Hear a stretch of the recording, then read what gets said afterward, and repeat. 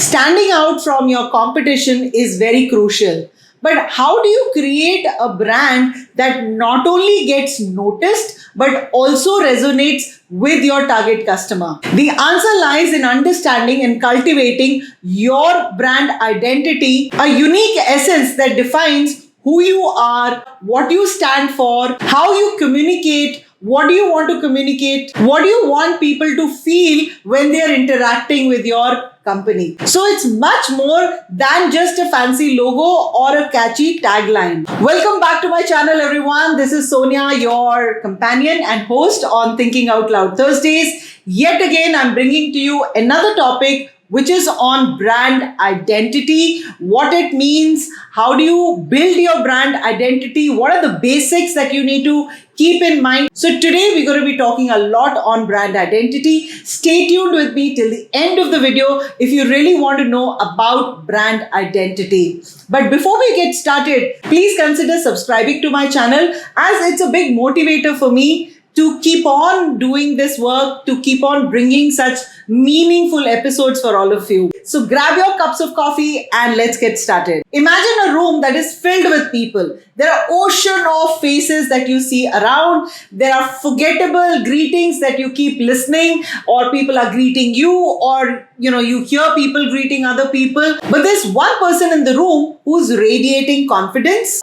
He's got a very unique style of dressing up. Whenever he's talking to people, he's adding a bit of witty remarks that people are smiling, people are laughing, people are enjoying his company. And this is the person who's standing out from the rest of the crowd in that room. That's the power of brand identity. Now look at Apple for that matter. Apple as a brand, it's very sleek. It's got very limited stores. It doesn't have store in every nook and corner of the city. It focuses on user experience, and all this adds to their brand identity, which screams innovation, simplicity, and a touch of coolness. Their campaigns also don't talk much about the technical jargons or technical specifications. They always try to show how creativity has been integrated with design. And it's all about lifestyle, it's all about exclusivity that they speak about. Now that is brand identity, which has been established, of course, over the years. It's not like a one-day job that you've done and your shop is shut and you don't have to relook at it. With changing trends, with markets evolving, even the brand identity evolves over time, grows over time, gets noticed by people over time. I've heard many people telling me, why do we need to invest in brand identity? We've got a good product, we can do good marketing, we can sell it, we can earn money. Of course, businesses can do without their brand identity, and you can make money, you can do sales. But if you really want to make a big impact, you want to really multifold your sales, then you need a brand identity, because it's all revolving around the kind of experience that you are giving to your customers. Answering to that question, why do you need brand identity? Let me try and answer that for you. Firstly, brand identity, it builds trust. A consistent, well-defined brand identity always builds trust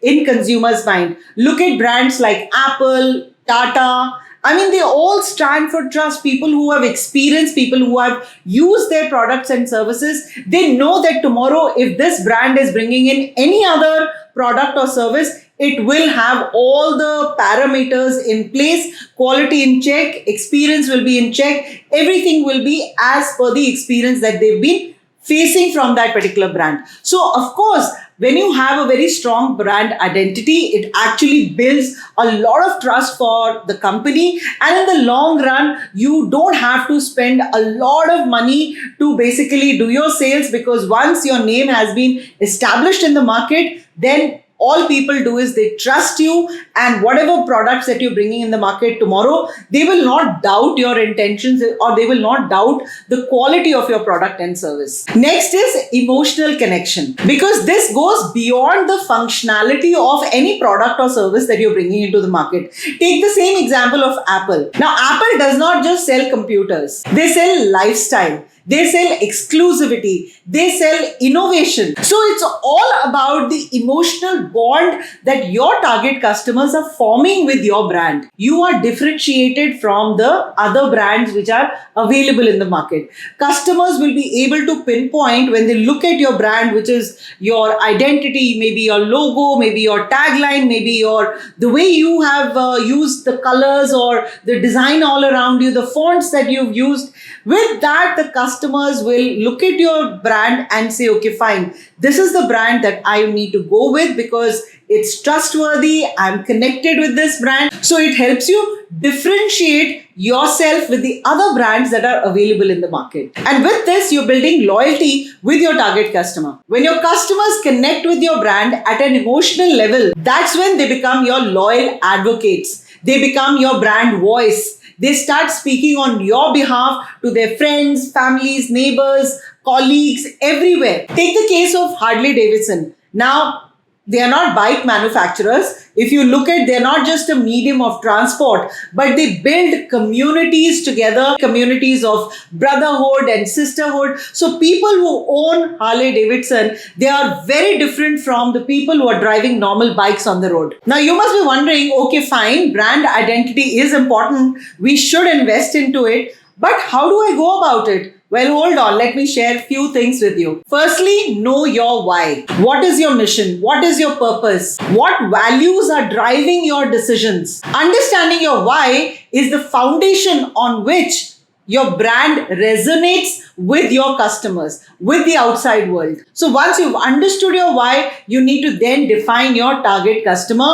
Who are you trying to reach? Understanding their needs, their desires, what are their pain points. All this is very crucial so that you're able to come up with the right message that connects with your audience, that develops that emotional connection that we are speaking of. Remember the Dove campaign, which was Real Beauty, which was actually tapping into the new generation women. And this campaign stood for diversity and self-confidence. How it was tapping into getting unknown faces on the screen and how people were speaking of how they're feeling, how their self-confidence is back, etc. That's the reason it's very crucial. Who is your target customer? Is it women? Is it men? Is it kids? Is it elderly generation? Is it Gen Z? Is it whatever is your target audience? You need to define it so that you're able to connect with them at a different level. And once you've defined your target audience, now is the time to find your voice. Of course, like all of us, even our brands have a voice. Now, this simply finding your voice simply means how do you want to sound?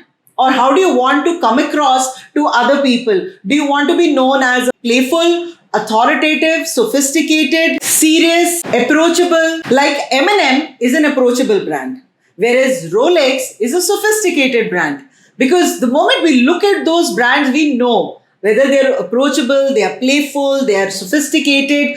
By just knowing it, that's the voice. That is the brand's voice. And once you've figured out what is the voice of your brand, then you need to craft your story, which is simply how did your brand originate? When did it start?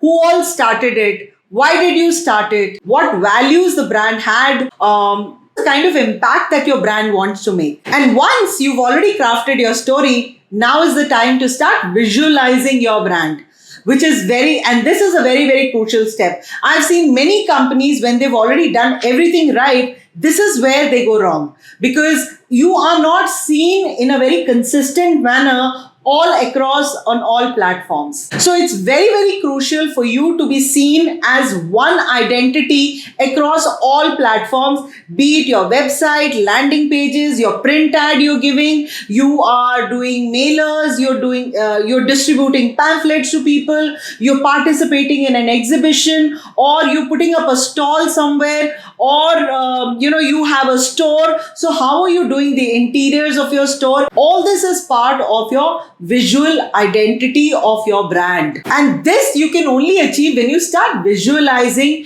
your brand identity in the right manner, maintaining the consistency across all platforms. Look at Apple, you look at Tata, you look at for that matter, remember Coca-Cola? I mean, that red and white, those colors with the way the font was used of Coca-Cola, from distance worldwide, anybody could look at that and say, okay, fine, this is the Coca-Cola colors. So even if the name was not written, but just that red and white, even people could recognize just from the colors that this is a Coca-Cola brand, leading to also instant recollection that what this stands for. Before we end, I just want to share some tips with you. So before you get into brand identity, do a bit of market research to look at opportunities, how to differentiate yourself from the other companies or other brands that are available in the market. It may be in the same product line. And also empower your team. Your entire team should be onboarded with your brand identity, giving them values. Why have you brought those values up? What is the personality? What is the voice of your brand? This will actually strengthen your brand message. And be authentic, because if you're not authentic, if you're not what you're portraying that you are, customers are very smart. They can identify this from a mile also. Be very authentic, because customers, they value that. And like I said, be consistent across all platforms. And lastly, learn and adapt. You should always track your brand's performance and adjust your strategy accordingly. So on that note, we come to the end of the episode. Please remember, brand identity is the personality of your business and promise to your customers. I hope you found this content useful, and if you did, please do like, comment, and of course share with your colleagues and your friends. Before I leave, consider subscribing to my channel if you've still not done so. That's a big motivator for me. And if there's any other topic related to brand, related to marketing or sale, or is there any other topic that you have on mind, please do leave a comment. I will certainly pick up that topic. And if there's anything else that you would like to ask me on brand identity that we just spoke about, please write to me. My email ID is mentioned on the screen. And I'm going to see you next Thursday. Have a fabulous day, everyone. Bye-bye.